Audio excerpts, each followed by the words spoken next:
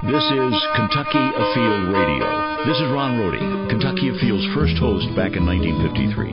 Now, I'm proud to present Charlie Baglin. You can fight traffic, fight weight loss, fight in court. All sound more manageable than fighting fire. We go inside outdoors with the Kentucky Division of Forestry Fire Chief for a look at wildfire, brush fires, arson, and a new method of catching the bad guys. Check the calendar. It is fall fire hazard season, and you can have a part to play. It's a show that should spark your interest. And it's next on Kentucky Afield Radio. Deer in the headlights. Watch out, Mr. Deer. Singing with your kids in the car is one way to keep deer hazard season in mind. And should a deer catch your headlights, flash those lights, sound your horn, break its concentration to scurry it along. There's one. And where there's one, there may be 2 or 3 more. Deer hazard season runs through November, so be wise behind the wheel while nature runs its course. A message from Fish and Wildlife and the Kentucky Office of Highway Safety. I have never seen anything like this. I can't believe I waited so long. What will you say? My heart was pounding. This is Kentucky. It's deer season, and it's outstanding. Over 50 Boone and Crockett deer last year. Modern gun season opens November 12th, with archery season open now. Yeah. What do you say? I can't believe I made the shot. Get your license and deer permit now, and take aim on the thrill at fw.ky.gov. Welcome to Kentucky Afield Radio. My name is Charlie Baglin. When I grow up, I want to be a fireman. How many kids have said that? Little boy who lived next to me as he was growing up did just that. Firefighters are our heroes. Wildfires are the topic today. Forest fires and wildfires in Kentucky aren't as ferocious as they are in the West. And my guest today knows both very well. He is Floyd Willis, the fire chief with the Kentucky Division of Forestry. And Chief Willis, welcome to the show. Thank you. Thanks for having me. You're welcome. I was looking on your homepage with the Division of Forestry, and right there was a picture of a wildfire. The trees weren't burning. It was the stuff on the ground, the leaves and the twigs and the sticks. Is it different in Kentucky than, say, it would be in Arizona? Yeah, absolutely. Here in Kentucky, we have what we call ground fires or surface fires most of the time. I just got back from a fire assignment in Alaska just on Friday, and out there they'll have the ground fires, but then it reaches up into the crowns. Oh, and they'll make runs. So the whole tree is on fire. Yeah, out there, to be honest, there's trees that will only germinate with fire. It's a fire environment, and so they actually every so often naturally they'll have a lightning strike, and it will cause the fire, and then it gets up into the canopy and it can make a long run.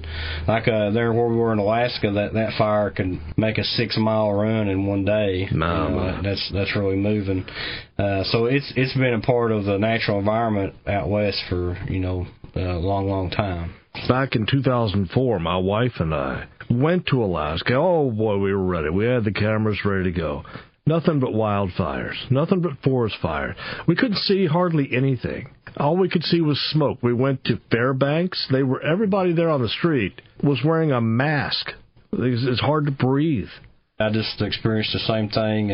We flew into Fairbanks, and there were several people wearing masks. They had the smoke rating is about as high as you could get as far as having so much smoke where you couldn't breathe. How's that compare to Kentucky's wildfires? Well, believe it or not, Kentucky actually has more numbers of fire than a lot of states do, even the western states. We have a large number, but our average size fire is really small, and it's what we call initial attack. We go straight out. We have crews and our equipment on standby during high fire times, and we'll get out there very quickly and take care of the fire before it gets too big.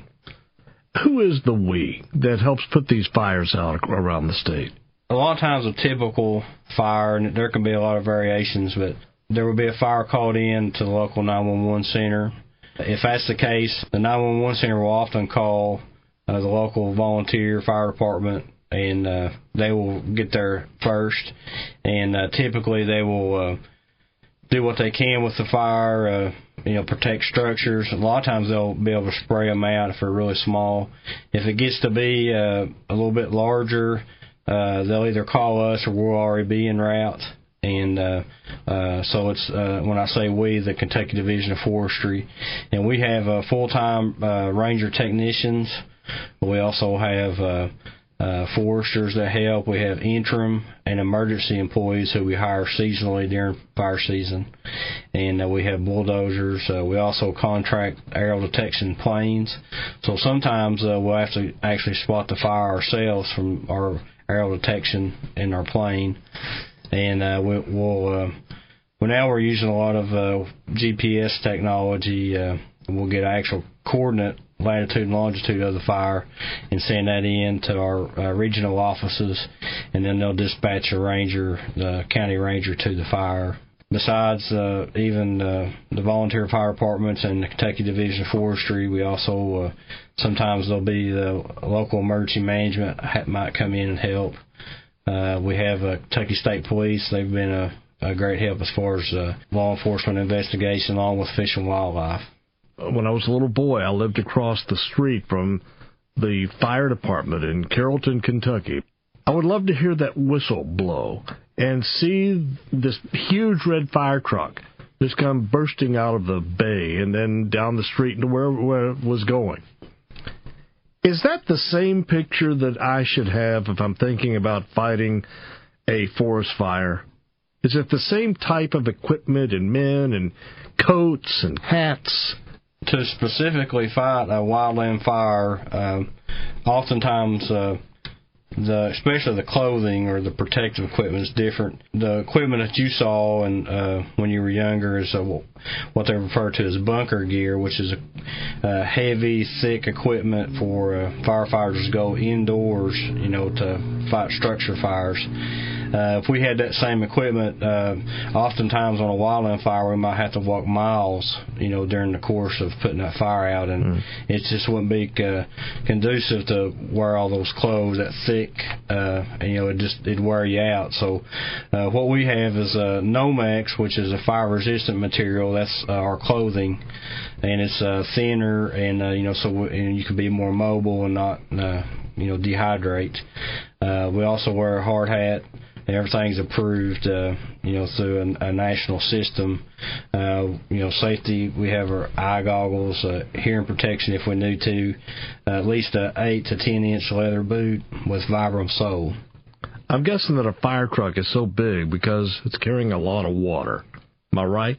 Yeah, that's correct. I've never given that a moment's thought until now. Why do the things have to be so big? I know they have a lot of hoses, there are ladders, there are firemen, maybe firewomen on the back of them, but they do carry a lot of water. Do you have that luxury in the field? How do you get water into the field to put out a wildfire? Well, water is a very valuable tool. It cools the fire and it cuts the oxygen out to help extinguish the fire. But like you just said, a lot of times our fires are in remote areas where there's no way we can take a 1,000-gallon tanker in there. So oftentimes the way we fight fire is to cut the fuel off, and oftentimes that is digging a line, we call it, which is a fuel break. Now oftentimes we use bulldozers to do that, which would be cut a 6-foot or 6 to 12-foot path down to bare mineral soil, which is our fire break, all the way around the fire. It's just like any chain, it's only as good as its weakest link, so the line has to be continuous. And sometimes we dig it by hand with fire council rakes, or we use leaf blowers, backpack leaf blowers. They're very effective in certain situations. And then that's what we call a hand line. And a lot of times on a fire, you'll have a place where a dozer can go, and then you'll have other sections where you can only do hand lines, say over steep bluffs and that type of thing. And then what that does is we cut the fuel to that fire off, and then we'll go in and do what we call isolation, which is to take all the old dead snags and and jackpots of fuel, which is like big brush piles that's near our line, and we'll actually isolate around them and clear our line around those. And then we do what we call a backfire or a line fire, and that's to burn from our line back to the main fire. And what that does is that controls everything. We can make sure when we leave that fire's in good shape and there's nothing burning real hot next to our line. Kentucky wildfire is the topic. More with Chief Floyd Willis with the Kentucky Division of Forestry after the break. You're listening to Kentucky Afield Radio.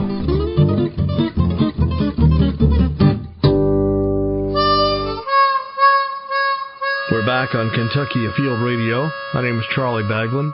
Fall fire hazard season is the topic. Floyd Willis with the Kentucky Division of Forestry is my guest. Mr. Willis is the fire chief, and most folks think to put out a fire, you simply pour water on it. How's it work in the real world? Yeah, we have to manage the way that we suppress the fire for sure. I mean, it's definitely a technique. Most people, when you see a wildfire or forest fire, it gets you really excited, and a lot of people run around, they try to go straight to the flames, knock the flames out directly, and oftentimes it's best to do what we call an indirect attack here, and that's to back off, cut a good line, isolate all the snags, and then burn it out, and that seems to be really the most effective tool that we use. I know in times when we have these major fires out west, and it seems like the firefighters are going to concede that, okay, we can't put it out instantly right now, that if we can block it up to a point, maybe protect life, protect property, protect this subdivision. You're exactly right. In a lot of western states, they've come to realize that fire out there, it is kind of part of the ecosystem over time. And what's happened is that humans have moved directly into that ecosystem. And those fires are often caused by lightning. There's a small percentage that are caused by arson. And they also have vast areas of land. So when they get a fire started, there's a point there where there's just not going to be enough resources to actually corral that fire in and completely put it out. And they're pretty sure they know in a certain amount of time there'll be rain that will come, hopefully. And so they have actually gone to that in certain situations where they'll manage a fire. They protect the life and structures first, and then they'll actually let it burn. Here in Kentucky, it's still pretty well... we go directly to that fire, and we will completely control that fire when we leave. That's our number one goal. And the reason being is really here in Kentucky we don't have those vast. I mean, we think we have large areas, but compared to out west or Alaska, we don't really have vast areas that aren't going to be affected, people's structures or their livelihoods. And that's really our number one goal is to protect life, and then secondly to protect property. And another thing is our hardwoods are extremely valuable, oak, hickory, that type of thing. Yeah. And an uncontrolled wildfire racing up a hill can cause extreme ecological and especially economical damage to somebody's timber. If you have a real nice stand of veneer white oak, for example, and the fire races up a hill, it's going to damage the uphill side of that tree, and eventually it'll cause it to be hollow. Even though that tree doesn't catch on fire immediately, the damage has been done. And then by that tree being hollow at the base, it basically, really reduces the value of that tree. So that's one thing one reason we try to go in and, go ahead and keep the fire small and get them taken care of quickly. And people don't want their house going up in smoke, and birds don't either. Squirrels don't either. Neither do deer, elk, you name it. Yeah. Wildlife out there, when the woodlands burn, often so does where they live. Now, a bird can get up and fly to the next. It can fly across the hillside. But fawn deer have a little tougher time of that. Fall, you always have a fire hazard season. What do you call that? It starts October 1st. Basically, over time, it's been determined that from October 1st to December 15th in the fall, and then from February 15th to April 30th in the spring, are the times during the year in Kentucky that are most likely for us to have a wildfire. that is the time of year that the leaves are off the trees. But in the fall, with the leaves off, the sun has direct penetration to the forest floor, and it dries the leaves, and it makes it more suitable to burn during that. Yeah, you're right. Yeah. You're right. Didn't give that any thought. You're going to have a lot of people in the woodlands in fall. Could be they're just there to hike, camp, take pictures of the fall colors. They may be there doing some archery hunting or deer. They're out in the woods. You're a sportsman yourself. You like to hunt and fish. Mm-hmm.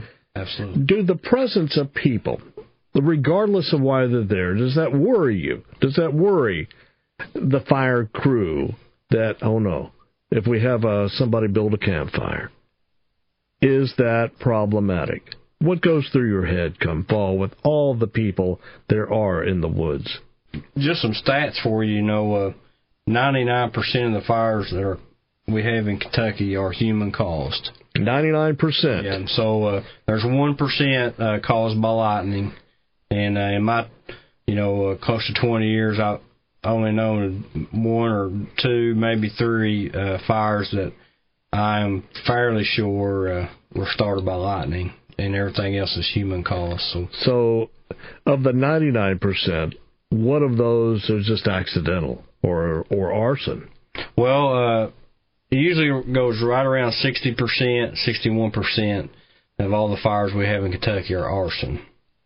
So deliberately set. Yeah, deliberately set. So it's a huge number, a huge percentage of the fires we have are arson. Can you catch an arsonist? This would be a good time to segue into the new program I understand you all have been doing with bloodhounds. It's an arson dog program, and we use, my predecessor started a program. It's a very good program to initiate and to work on our arson problem. Basically, we use bloodhounds that are used in the correction system, the prison system. Those dogs have been trained, and really just kind of unbelievable what they can do is go out to a fire that's occurred and actually track that scent from the origin of that fire back to where it went to. And we've actually had some cases already, where it tracked the person back to their home. They're an amazing creature, really, that's able to do that type of thing. That is something that you can pick a person's scent. I guess it's probably skin cells, maybe, that are sloughed off. How do you spell slough? But anyway, they have sloughed off. And the bloodhound can pick that up and follow them over miles. There were some examples I've heard of, where driving down a highway, with the windows up, and they were able to track it. It's just amazing. It's almost science fiction worthy. Yeah. So you've had this program going on with the bloodhounds for a year. Does it seem cost effective? You happy with the results? Overall, the statistics are pretty dramatic. What it does is helps us with letting people know that the word gets around that we're using these dogs, and it helps to curb arson if somebody is thinking that they have a real good chance of getting caught. It kind of makes a difference. And then also, as we go along, we're going to get better at it. We're going to try to beef up the program. So, how many dogs are on the force? Right now, 2 on the force, and like I said, we work with corrections and the state police, and those are the 2 that are used mainly right now. So what type of conviction rate or success rate are you having chasing down arsonists? Exact numbers I don't have at this time, but like I said, it's been a very successful program, and like I said, it's at the beginning stages. Well, let's say I'm in Rowan County, and I set a match to the Daniel Boone National Forest. And I get in my car, and I drive back to my house 100 miles away. That dog could potentially find me, you're thinking. If they get there quick enough, I think really the sky's the limit if they get there quick enough and can identify the scent. There's a lot of variables, of course, but I know that they, during one of the trainings, they'll actually track somebody in the vehicle. So it's the same, as they use to track, if somebody would escape prison, same type of deal. So. Well, I'm going to guess that an arson may not just limit himself or herself to one fire. They may love this activity of theirs. They may go and start, half dozen fires. I'm just guessing. Any evidence of that? Yeah, I think that's a very good guess. The reason being is a lot of times we'll have fires in the same location, the same time, just about in the same year. So it shows a definite pattern. And so it leads us to believe that it's a lot of times it could be one person, causing a lot of our fires. And, it's pretty easy to start a fire, really. You can, find a cigarette lighter or matches just about anywhere. And, you can get one person that can cause a whole lot of damage for sure. We brought up the subject a little while ago about all the people in the woods in the fall, from deer hunters to fly fishermen, hikers, fall color enthusiasts, backpackers, kayakers. Would that be a concern given the amount of human-caused fires there are? It sounds to me like the actual reverse could be true, that these people are your eyes and ears in the woods. We'll explore that aspect of things. Time for a break. We must get to our fishing report and then back with more on Kentucky's fall fire hazard season. My name is Charlie Baglan, and you're listening to Kentucky Afield Radio.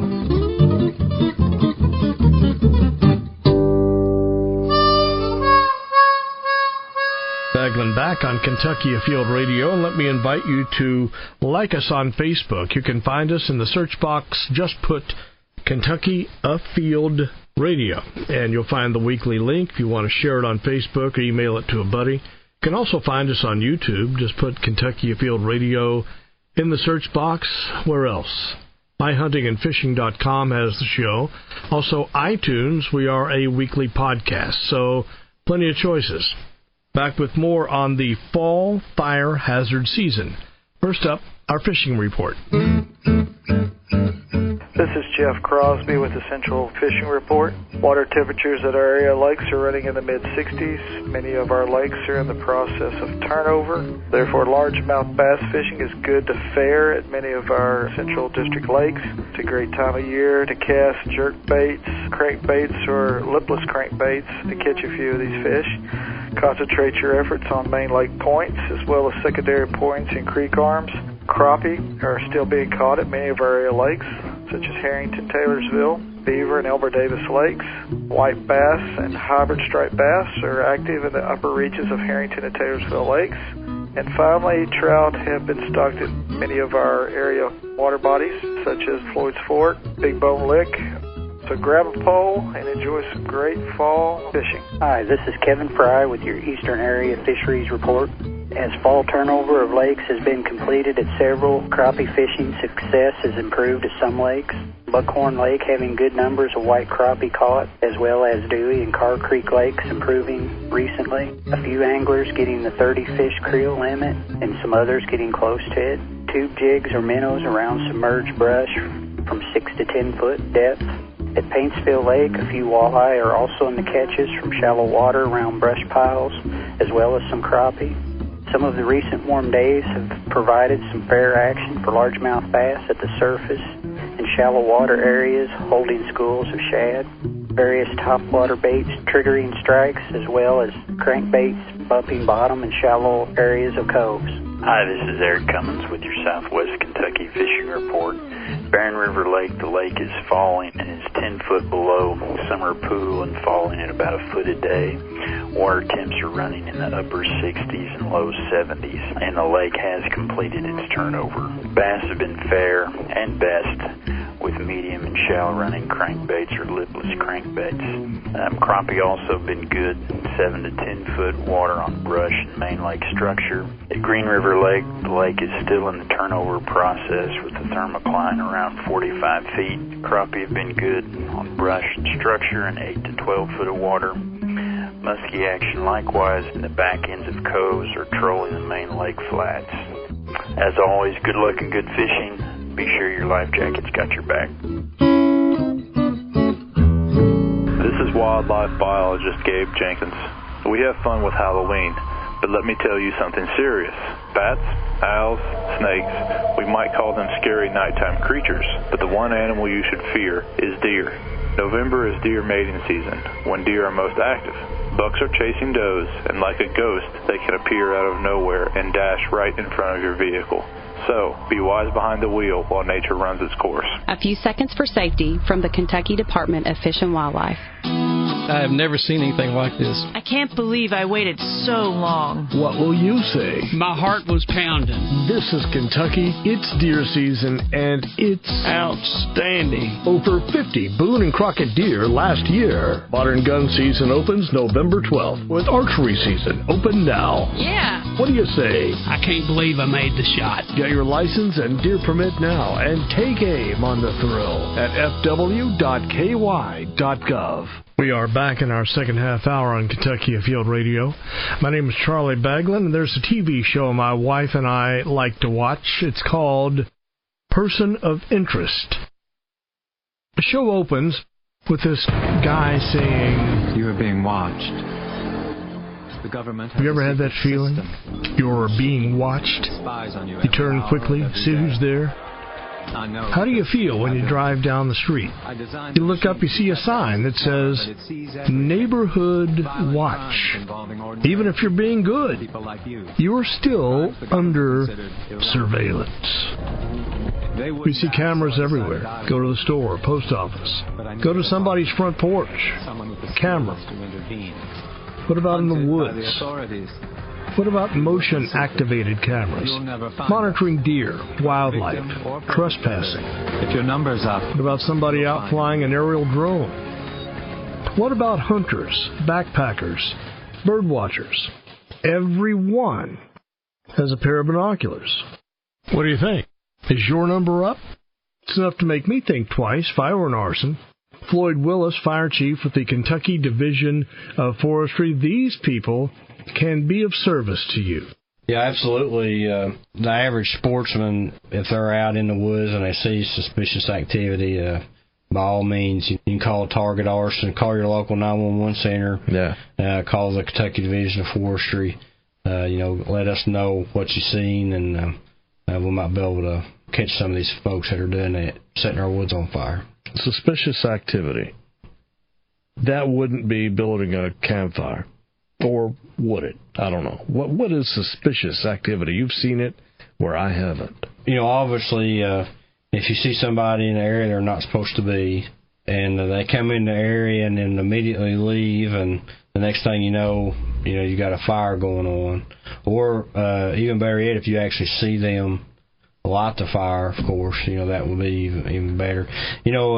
The campfires, that's not an intentional arson set. Now, campfires can cause forest fires, obviously, but an arsonist is somebody who is intentionally setting the woods on fire. The other person would be a campfire, and then there's people that burn brush that cause a debris fire, we call that. They're burning debris. Now, those people need to understand, our laws and take precautions. If you're in doubt, you can call your local forestry, Division of Forestry office, and find out if it's a good day to burn or all the different burn laws, and make sure you're in compliance. That way you can avoid, that problem. But the arsonists, like I said, they go out with the intent to set the woods on fire. So 6 of 10 are arson-related. You have, then 4 out of 10 that are caused, but not intentionally. Mm-hmm.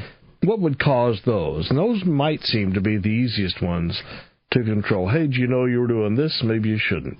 Oftentimes with debris burns, which would be the next largest cause, if you're doing a debris burn, a lot of times people they'll clean the brush out from an area on their property, and they'll put it in a pile. In the fall, they'll get all their leaves together and maybe throw some limbs on it next to their house. Mm-hmm. Well, those are the ones they'll light that on fire to remove that debris, and they'll be too close to a woodland or a day that's real windy, and oftentimes that's where it'll escape. And those situations can be avoidable. One, it's easy or best to be at least 150 feet from a woodland or anything that can cause the fire spread into a woodland when you burn, and that's been determined to be a pretty safe distance to keep the fire from igniting the local woodland. Another thing you can do is wait till outside our fire season. That will help out a whole lot too, because that's usually times that it's less likely for fires to spread in the woodland. And then thirdly, we're always available. Give us a call here at the Division of Forestry, and we'll be happy to let you know if it's a good time to burn and help you out with that. So we're talking October 1 through middle of December. Burning of forest, grass, crops, woodlands, marshes, or other similar areas. Burning of leaves, debris, campfires, bonfires, open pit cooking, and charcoal grilling. Wouldn't have thought of that, charcoal grilling. And the use of fireworks, of course. Always wondered about that. You shoot off a bottle rocket, lands in the woods, next thing you know. I will make a distinction. There is a difference between our forest fire hazard season and a burn ban. The county judge executives will enact a burn ban in their particular county, and that is we'll get into what you were just talking about as far as like fireworks and open burning, campfires, that type of thing. Our actual forest fire hazard seasons, those seasons, which was October 1st to December 15th, and then February 15th to April 30th, it's illegal to burn anything within 150 feet of any woodland or brushland between the hours of 6 a.m. to 6 p.m., and that's basically the daylight hours during that time. And those are the times that it's more likely a fire to escape. Now, an actual burn ban, what causes those will be usually it's a time of drought, and there's already been numerous forest fires in that particular county, and at that point the judge executive will initiate a burn ban. And then there's also burn bans that can be initiated separately by the Daniel Boone National Forest. They can initiate a burn ban on the whole forest, and I've actually seen that happen. So those are the distinctions between those two, forest fire hazard season, and then there's an actual county burn ban. Now, the fire hazard season always happens every year, and you might go several years in between county burn bans. Now, there are some counties that actually have a open burning ban on their own, but that's other reasons probably than forest fires, air quality and that type of thing. So fires, of course, are going to be determined by how dry or maybe how lush or wet the landscape is. In a year where we have a ton of rain, I imagine you're going to have fewer fires. Drought, you're going to have more, right? The thing about weather, especially in Kentucky, is it changes very quickly. We can have a very wet summer, and actually what that can do is can cause a flush of vegetation, which is eventually going to be fuel. So if we end up having a real dry, say, August, September, we could actually go into October and be into fires then. Really? And I've seen it where we've had rain one day, or even snow. We actually did that this last spring where the north-facing side of the hill of the hollow had snow on it, and we had fire on the south-facing side. It dried, where the sun hits, and dried it that quickly. And we've actually tied fire into snowbanks before. So it really depends on the daily, especially weekly to daily weather. But if you go into an area, in the fall and it's rain and the ground's good and wet, that's going to help you out a whole lot. But you can still have fires really quickly. It just takes a few days of real low humidity and sunshine, and especially the wind. The wind is the key, one of the key factors for it. Yeah, just like if you were blowing on a campfire to try to get it hot, you imagine a whole rush of wind coming in and blowing on a forest. It's just really going to set it ablaze. Yeah, it really puts the oxygen there, and it really fuels and causes a rapid spread. I have a note here that fire causes $8.5 billion, that's billion with a B, dollars of impact to tourism. Do I have that correct? People come to see our forest, and they don't want to see charred trees. They want to see beautiful. They just stay on the economic impacts, and on average, it costs the landowners $404 per acre in timber damage to their property, and that's an average. It can be much higher than that. That's not a small amount. If you own 100 acres of forest, it adds up pretty quickly. You say we have more fires here than we do in the arid West, but they burn smaller acreages. What are those numbers? Do they go up and down each year, or are they about the same? Well, a lot of times we have a small percentage of our fires that go over 100 acres. Very small percentage. And that's like nothing compared to fires, say, in New Mexico. Yeah, they'll reach tens, hundreds of thousands of acres. So, it's very rare for us to have a fire over 100, and, it's just a rare event for us. Do we have many injuries or deaths due to wildfires in this state? There's been some fatalities over the years, and, that's the thing about a wildfire. The acres is a number to keep in mind, but the danger is not really counted by acreage. So even though, we have a large number of smaller fires, the reason we do is because of our efforts in training and the efforts of our people, our employees with the Division of Forestry, and also with volunteer fire department and all the agencies that assist, the effort that we put forth to get to those fires quickly and put them out. Going back to the fatalities, there's been 3 fatalities in Kentucky that I'm personally familiar with, and that's really, one of my, if not my most driving force is to try to keep our firefighters safe. You've had 3. 1999, there was 2 volunteer fire department members in Round County that passed away on a forest fire. And then the Kentucky Division of Forestry had an employee that passed away. Had a statistic. We've had 8 deaths in the last 15 years or 16, and 3 of those were firefighters. Yeah. Nowhere really in the East is known for wildfires, except for Florida. Yeah, Florida, generally when their fire season kind of runs is during the summer. It's all about the way that the swamps will dry out and when they get their rains and that type of thing. We are talking about the fall forest fire hazard season in Kentucky. Back with more with our final few with the fire chief, Floyd Willis, and you're listening to Kentucky Afield Radio.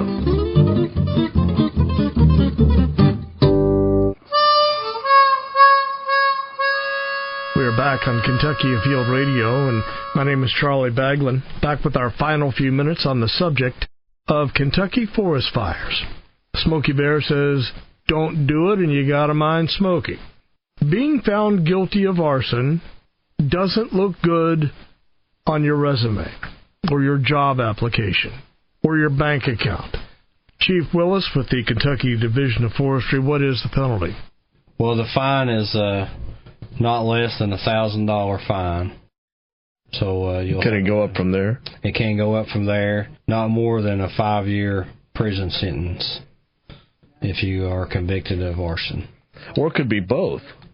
You could be fined like $1,000 or $5,000, or it seems like it maxes out at some point. Or you could actually get that and your 5 years. Absolutely.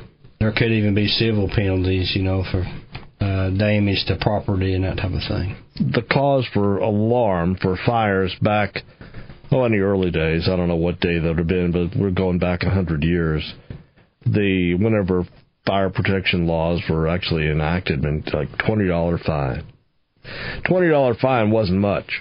Yeah, it wasn't much, but like you said, though, it's probably a few $100s at least in today's terms. Well, I think lawmakers are certainly taking note of the seriousness. Absolutely. Of wildfires. There's one thing about you and your crew, and I've had a relationship with the Kentucky Division of Forestry now for, 25 years. That I have heard that when there is a major fire, say out west or in Alaska where you were earlier, you can actually send help from Kentucky there to help them battle these blazes. Is that still going on? True. We work with the Daniel Boone National Forest here, and they actually will we work in cooperation with them, and they'll actually dispatch us out to fires in western United States or Alaska. We've also traveled to the southeast, Florida, Georgia, North Carolina, so on and so on, even to Minnesota and Texas. And what we do is oftentimes employees will take, if we go on Western Fire Detail, we'll take leave here. It's a voluntary. So you're not there on state time? Not on state time. We're representing the state. We call ourselves the Kentucky, state crew, and so we go out there and work for the Forest Service at that time. The U.S. Forest Service? Yes. And then if we go southern, what we call Southern Compact, we go down, say, to Florida, then we go, a lot of times in those situations, not always, but we'll end up taking our pumper trucks that we use for fires here, and we'll take and work those areas and assist those states out. But say you were going to go to Oregon or Washington, and God love you for wanting to go out there and help, but that's not cheap just getting yourself there, especially if you have to go. Do you have to go on your own nickel? You're not paid while you're there, but are you? Is there any assistance, maybe even federally, to get your guys there? Is there food? Is there a place for them to sleep? Well, actually, we are hired through the U.S. Forest Service, so we were actually working for them, and they actually provide. It's almost it would be similar to. It's not, but it's similar in the same pattern of a military type of an organization where, they provide our transportation and food. Oftentimes we'll sleep in tents and when we're out there on the operational period. But it'd be similar to that type of, it's organized very similar. We follow what we call the incident command system. And so everybody knows who their supervisor is, and we're fed. Sometimes they'll have food that's catered for us, that will be out there in the camp. Sometimes we eat MREs, which are military issued food. So it's no vacation, is it? No, I mean it's very enjoyable. We get into some very interesting areas that we normally wouldn't get to see. But, we're out there to work. That's what we're there for. But you see them, when they're at their worst. We'll travel in, we fly in helicopters, so we get to see a lot of area, not just where the fire is, but, and then we get to see what we're protecting when we're there. It has to make you feel good because you're there with people from all over the East. Or from all over, I assume, the United States. Absolutely. To help put this out. The term called hot shots. Am I right with that? Yes. Is that something that's official, or do you all appreciate that name, being called a hot shot? Well, the hot shots are a tier of crew. They have a different hierarchy. That there's the first in the line is what they call smoke jumpers, and those are the guys you've seen that actually parachute out of planes into remote areas to fight fire. And then the smoke jumpers are there, and then the next step would be the hot shots, and they're what they call a class top 1 crew, and they're the upper echelon, and they actually work full time during the year together. They're one group, and you'll have different agencies, different areas, U.S. Forest Service, Bureau of Land Management, Fish and Wildlife. They actually sponsor these hot shot crews. And they're one of the first, you have smoke jumpers, and smoke jumpers don't go on all fires, but most of the bigger fires you see out west and even here in the east, the hot shots are the ones that will go in usually first. And then you have what we call top 2 crews. There's one called top 2 initial attack, and that's what our Kentucky crew was. What's the easiest way to get in touch with you, for arson or just for out of curiosity? 1-800-TARGET ARSON. If it's a fire that's ongoing, it might be best to call your local 911 center or then the Division of Forestry. Well, Chief, I have one last question. Do you text and drive? No, sir. Fire Chief Floyd Willis with the Kentucky Division of Forestry. And, sir, I appreciate you being on. Those forest fire hazard season dates again. October 1st through December 15th. No burning between 6A and 6P within 150 feet of a woodland or a brushland. If you are in the woods, watch for suspicious activity. 1-800-TARGET-ARSON or 911 would appreciate the tip. We are out of time. My name is Charlie Baglin, inviting you to join us in a week, and we will go inside outdoors again, right here on Kentucky Afield Radio.